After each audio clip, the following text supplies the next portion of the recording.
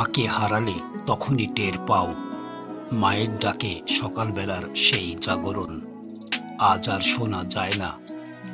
যে হাত একসময় তোমার জন্য রান্না করত, ভালোবাসা দিয়ে মাথায় হাত রাখত, আজ সেই হাত নিস্তব্ধ মাটির নিচে।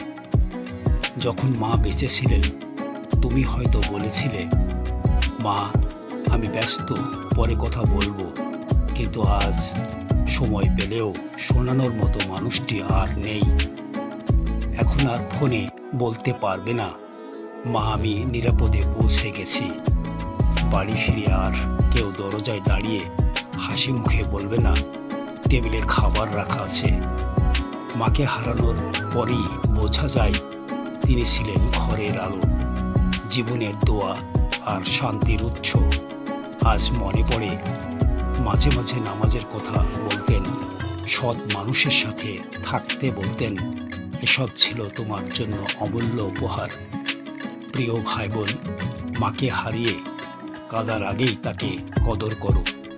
মায়ের হাতে দোয়া নাও, তার জন্য নামাজে হাত তোলো, তাকে জড়িয়ে ধরো যতদিন তিনি বেঁচে আছেন। কারণ একদিন হয়তো তুমি শুধু বসে বসে আফসোস ছাড়া আর কিছুই করতে পারবে না।